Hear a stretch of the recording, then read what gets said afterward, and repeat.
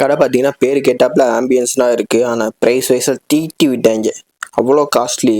நாங்கள் போய் soup வாங்கியிருந்தோங்க. Soup பார்த்தீங்கன்னா நண்டு சூப்புன்னு வாங்கியிருந்தா நண்டவே காணோம். என்னடா கேட்டால் நாங்கள் மொத்தமாக போட்டு கிரேப் பண்ணியாச்சு. அந்த நூறுநூறுவா தெரியுது பார்த்தீங்கன்னா இதான் நண்டுன்னு சொல்லி ஏமாற்றிட்டாங்க. அப்புறம் ஆனால் எனக்கு தெரியலை, தெரிஞ்சால் கமெண்ட் பண்ணுங்கள். அப்புறம் வந்து ப்ரான் ஃப்ரை வாங்கியிருந்தோம். அது பார்த்தீங்கன்னா நல்லா சிக்கன் 65 மாதிரி நல்லா ஃப்ரை பண்ணி கொடுத்துருந்தாங்க. உள்ள பெரிய பெரிய ப்ரானெல்லாம் போட்டு கொடுத்தாங்க. ப்ரைஸ் வைஸ் இது ஓகே தான், நான் அட்ஜஸ்ட் பண்ணிக்கிறவே வேறு. ஆனால் சூப்பை மட்டும் நான் அட்ஜஸ்ட் பண்ண முடியாது.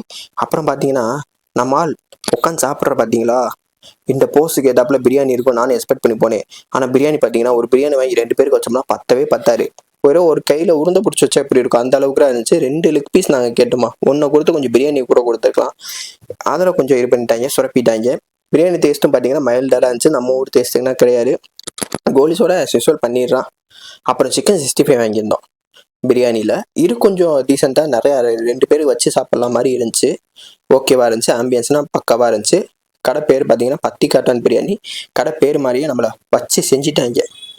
ட்ரை பண்ணவங்க கமெண்ட் பண்ணுங்கள்.